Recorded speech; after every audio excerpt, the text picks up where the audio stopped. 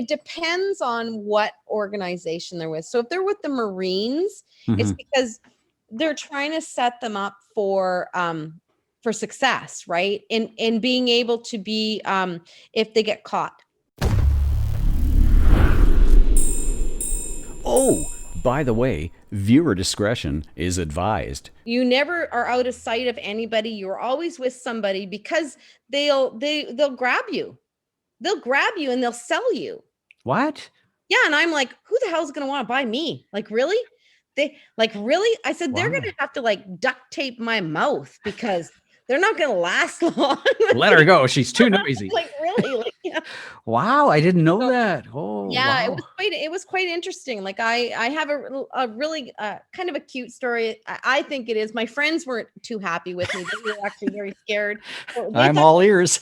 Well, they thought I was a little too brave at times, right? And I was willing to try everything. I would drink the fresh squeezed juice on the side of the road, beside because in Syria, I don't know if you know, that's where the Romans built the waterways in Syria, right? Okay. No, I For didn't know fresh that. water and for sewage and stuff, and they're still using it.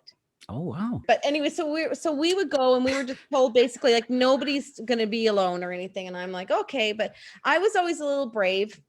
And so we went into the souks one day, and as I'm walking along, my hand got grabbed so there's all of these like little stores and stuff in there, and then there's like little alleyways, and those alleyways are like mazes. You get in them, you're not getting out. Oh, wow. So I'm walking along, and all of a sudden my hand gets grabbed, and I get yanked into this alleyway. And I'm kind of like, oh my God. I'm thinking, oh my God. And they're all Shiite women. So they're all in black, where they have all the black. Oh, in their all you see is just the eyes. So they have a veil. They're not in a burqa. They're in a veiled black. Okay. So you can't see anything. It's in a dark alley. And all of a sudden I'm standing there, and I'm like, I'm talking, of course, like I'm talking. I'm like, hey, so is this the way to the cocktail bar? What's going on? Like, what's up there, ladies? And Uh-huh. and the next thing I know, they've all got their hands in my hair, and they're feeling my hair, and they're touching my hair, and because I have very fine hair and it's soft. So Right. so every time we would go to the souks, these ladies would be there, and they would, as I would go by, they would grab my hand. And then I would step inside, they would give me things. They'd give me food that they'd made. Like it turned into this wonderful relationship with them. But my friends they'd flip out. They're like, we're not coming with you anymore. We're not going there anymore with you because you and your nonsense. Like they were all nervous that we were all going to be stolen. And I don't know. I'm from Port Hardy. I drank mud puddle water. If I survive that, I can survive this. Hello. Yeah. Let's talk a little bit about Egypt because of the history of the place. Did you get to tour inside one of the pyramids? No, I didn't go inside any of the pyramids. I did go down for a tour while I was in Israel. I went there, and I also went to the Sinai at one point, which is where we have some Canadians, Okay. military there. I did get to go down there and do some things because obviously I'm a supply tech, and that was a part of we Okay. had to support them down there. So I did that. Yeah. You ever Yeah, get to ride a camel? I did. Yeah. What was that like? It was bumpy. Yeah.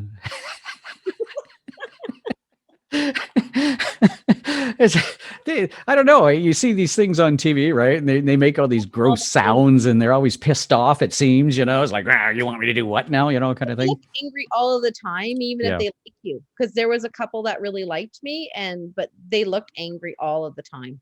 Their lips are very pliable, and they'll grab like your hair and stuff. And so you'd be standing there, and you have this big slobber stain on your hair and everything.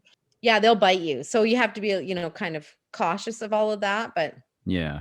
And take charge as well, right? Show them just like any other animal, I guess. well, yeah, take charge. You're like 4 foot nothing. Like, Oh, exactly. Is so wonderful. Their family values yeah. are amazing. Their food is fantastic. And they eat everything. Yeah, so they do. Yeah. And I love to eat, Yeah. And so I knew a few people there, and like one guy was a travel guide, Mhm. but I used to drive so that I could get off the base more, right? Oh. So I would drive the bus back and forth and do drive around the city. So I got to Mhm. drive a lot. So this guy, when I would go to visit on weekends, he would take me, and my friends to restaurants and do things that Syrians would do, right? That mainstream wouldn't have gotten to see, which is what I really wanted to be able. I really wanted to feel the city there. Mhm. So I got involved in a couple of things on base that allowed me to help in an orphanage.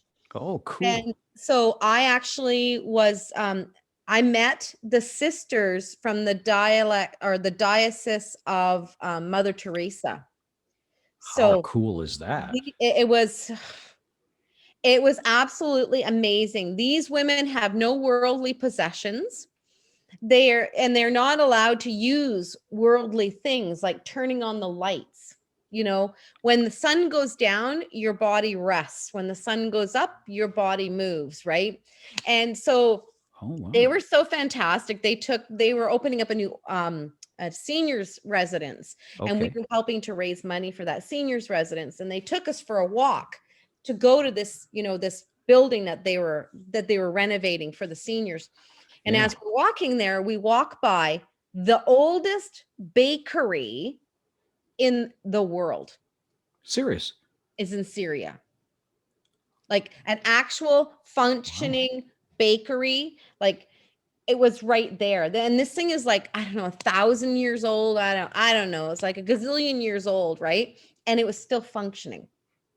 Wow. We could So learn a few things from them by well, the sounds yeah, of it. so we Yeah. got to stop and help make bread for the day and throw bread, and it was fantastic. And it was funny because I'm walking with these sisters, and it was really weird because all the sisters were in a group, right? Okay. And they Yeah. just walked with us and they were directing us as we went. But for some reason they felt they needed to two of them needed to hold my hand. Now Okay. I'm walking and I'm thinking, you know, why are they doing this? Like, why me? They're not holding anybody else's hands. And I'm thinking, this is fantastic. So either they're thinking she is enlightened and we're holding her hand, or they're thinking this one really needs some help. And the Romans spent so much time there. The history of the Romans there is like amazing. The architecture, well, obviously it's very sad because Yeah. most of the places that I went to are no longer. Well, incense was a big part of history there. They have where they traded in all these little villages, and they still actually they use that same route. That's why I'm kind of amazed by places All like Egypt. roads, all roads lead to Damascus. Okay. That's how the Romans set it up. All roads lead to Damascus. Right. So if you look in Damascus, there's actually like they've got a roundabout, Okay. and it's like, I don't know, I think it's only 8 cars. It's supposed to be 8 cars going into this roundabout. And so that was meant to be, I don't know, there's a thing behind it, like it's like all of the, not the continents, but I think it was all of the different um uh what I want tribes or something that were believed to exist at the time, and Mhm. that's why there was this many roads. But it's like eight vehicles wide, this roundabout, but they cram like 13 wide in there, right? And then it's Oh. just a mass of horns and everything, and we were always driving a bigger vehicle, and I was always driving, which kind of scared the men there anyways. So the thing is for me was because I got this head of hair, Yeah. and so you could see me coming a mile away. Okay. I'm glad you brought that up and put because people like me, I've never been there. You only go by what you're told or what you see on TV, and you can't believe everything on the internet either, kind of thing.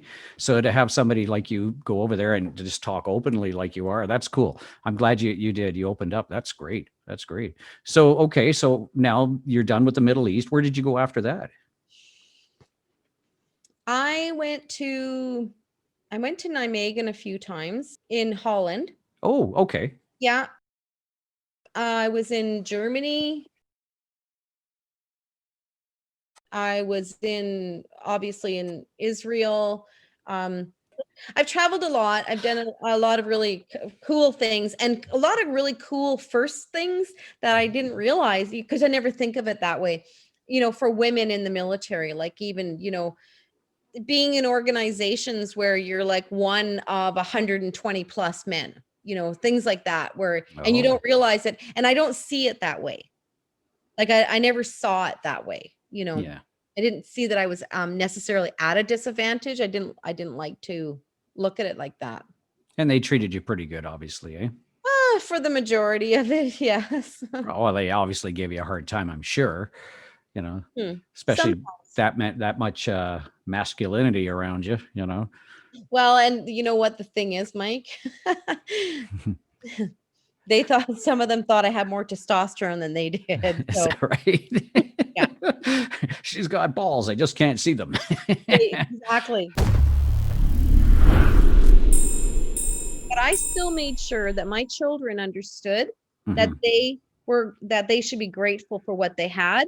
And Yeah, they would go downtown, they'd make sandwiches and they'd make muffins and everything, and then we would deliver it bagged sandwich packs yeah. downtown to the homeless, right? Okay. Because I wanted my children to see that, Mhm. that this is a possibility, Yeah. Well, as a result, they're probably Yes. outstanding adults now, right? Well, how old are your kids now? So Dominic is 32. Okay. He'll be 33 this year. Nicholas is 29. He's turning the big 30 this Mm. year. And Allison, she just turned 24. And then of course I have 3 grandchildren. Oh, wow. And so I those are, didn't know that. yeah, I have 3 grandchildren, and it's Andre, who's 10, Aurora, who is going to be 9, and Kalea, who just turned 7. But yeah, they're all very successful. Dominic is in to construction. Mhm. Allison is a nurse, and Oh, wow. Nicholas, actually, he's working at Coca-Cola, but he's going to be in the military soon. Oh, okay. Yeah, Is it because you're he was in before, and oh, I see. he's looking to get back in again. Oh, okay.